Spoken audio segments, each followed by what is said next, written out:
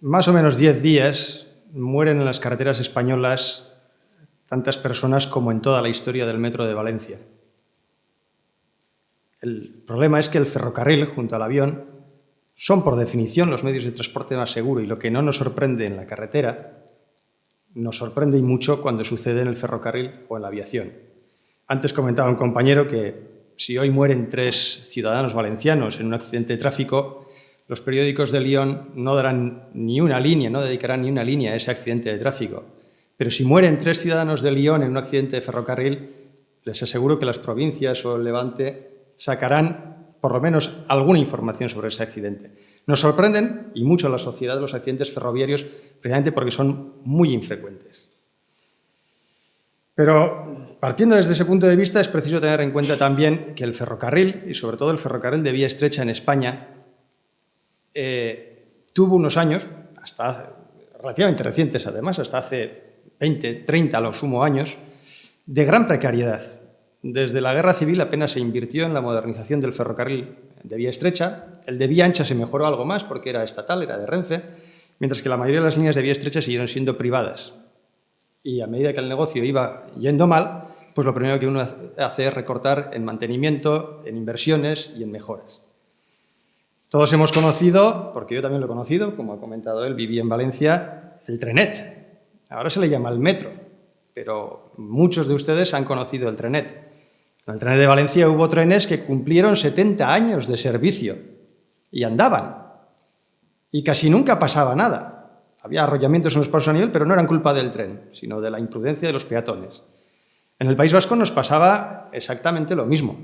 Tampoco se invirtió durante muchos años en la red ferroviaria de vía estrecha y vivíamos en la precariedad. Y no pasaba nada, precisamente posiblemente por esa seguridad intrínseca del ferrocarril. Todo descansaba en el factor humano. Si un maquinista se saltaba un semáforo, un disco en rojo, pues se lo podía saltar, no había nada que impidiera que se lo saltara. Si un maquinista no escuchaba, o escuchaba mal, o no atendía la orden de un jefe de estación y salía de su estación en vía única, no había nada para evitar que ese tren saliese y continuase su marcha y se encontrase con el que venía de frente. Nada en absoluto. Descansaba la seguridad en el factor humano, y por eso mismo el factor humano estaba muy bien formado.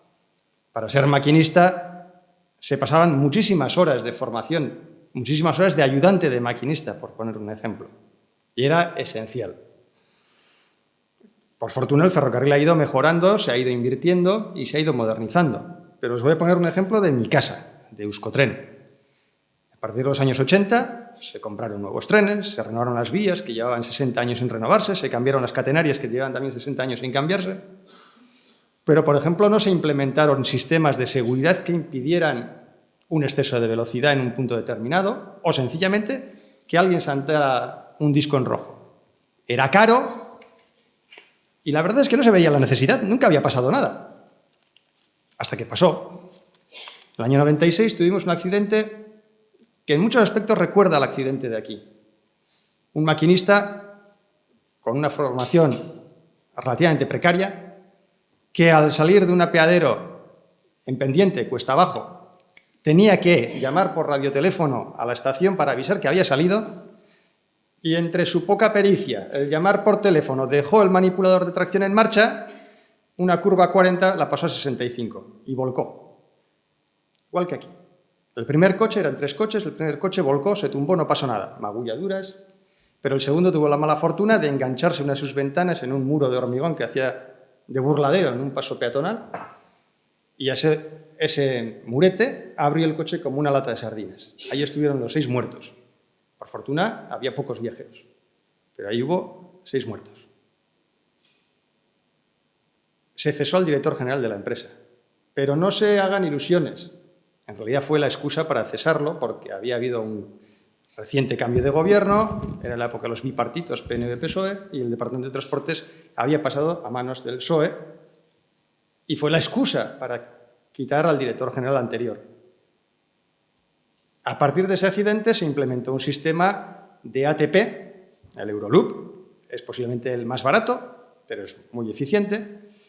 Curiosamente, en todas las líneas, salvo en el último kilómetro antes de llegar a las estaciones terminales. Solo una estación de las 6 estaciones que tenemos que acaban en Topera se le puso este sistema de seguridad. En las otras 5 no había. Y hace 2 años tuvimos un accidente en una de esas 5 estaciones. El tren se metió contra la topera, chocó, afortunadamente iba casi vacío, solo murió el maquinista. Había habido una orden, además, de un director técnico de la empresa de que no se pusiera el sistema que una estación sí tenía y en las demás no. En este caso a nadie se le cesó porque este director era amigo de los que gobernaban y de los que gobiernan ahora. También un accidente más leve, solo hubo un muerto.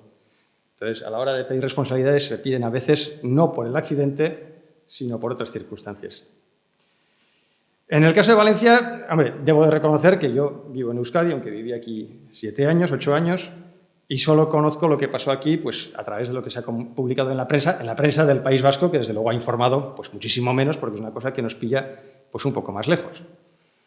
Pero sí que cuando se produjo el accidente me vinieron a la memoria una serie de elementos. Primero, que cuando se responsabiliza del accidente solamente al que ha muerto, pues hombre, es la solución más sencilla, pero por lo general, y cuando digo por lo general también puede haber alguna excepción, en los accidentes ferroviarios normalmente no solo hay una causa, aunque haya una más importante que otras que pueda determinar, pero normalmente son una conjunción de muchas causas las que generan el accidente. En el accidente del trenet, yo creo que también hay un montón de causas, además de que pudiese haber un problema con el maquinista.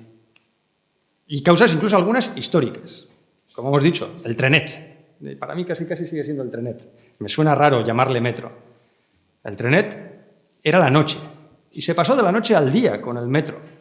Y a lo mejor no era un día luminoso y resplandecente, pero cuando hemos estado mucho tiempo a oscuras, la luz nos deslumbra y nos ciega. Y es un primer factor que creo que es importante tener en cuenta. Y luego hay un montón de pequeños factores que acumulados son los que generan el accidente, no solo uno. Por ejemplo, esa curva en principio no tenía ni que existir. Yo cuando vivía en Valencia recuerdo que cuando se empezó con el proyecto del metro, en realidad eran 2 líneas independientes. Por un lado, la línea que viene de Castelló de la Ribera a Torrent iba a subir hasta la calle Bailén, y es más, se hizo el túnel hasta la calle Bailén, que luego estuvo 10 años sin utilizarse.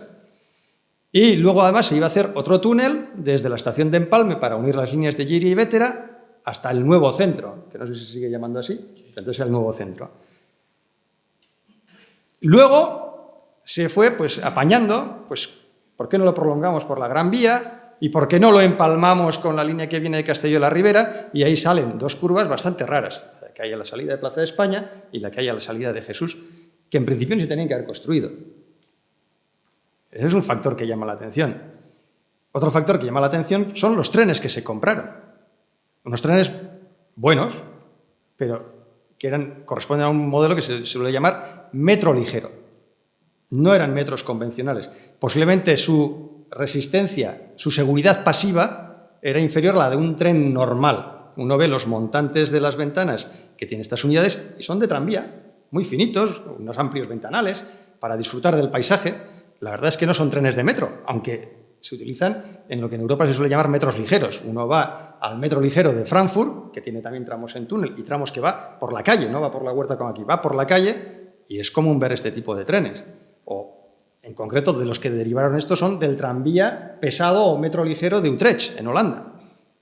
¿Por qué se eligieron esos trenes? Estamos hablando también, y hay que ponerse en situación de los años 80, cuando se construye el túnel. En una época en que ahora hay crisis, pero en los años 80, la que había. Salimos gracias a la burbuja inmobiliaria, por cierto. Y se hizo un metro barato, que además se hacía desde el Ministerio de Obras Públicas, desde Madrid. Se hizo como se pudo, se inauguró a prisa y corriendo, justo se había transferido hacía un año el trenet a la Generalitat Valenciana, había que demostrar que se sabía gestionar y hacer cosas. De hecho, se inauguró con la estación de Jesús todavía cerrada porque estaba sin acabar, porque habían tenido problemas con el nivel freático y demás. Se eligió un sistema de seguridad que es bueno. El sistema de señalización es bueno, Renfe lo utiliza, lo sigue utilizando en todas sus líneas, menos las de alta velocidad, pero que en el momento en que se eligió, pues estaba superado tecnológicamente. Renfe empezó a implementarlo en el año 75. Y aquí estamos hablando del año 88. Yo en el año 90 viajé en el metro de Madrid en líneas con conducción automática, no ya con protección automática del tren, conducción automática. El conductor solo abría y cerraba puertas y el tren hacía el recorrido él solo. Entonces, lo que es preciso es tener en cuenta que muchas veces las causas incluso pueden venir de muy antiguo, algunas de las causas, que mientras no pasa nada a nadie le extrañan y sobre todo cuando nos hemos deslumbrado al pasar de la noche al día, pues estamos tan bien comparado con cómo estábamos que no nos damos cuenta de que a lo mejor no hemos llegado a donde deberíamos de llegar.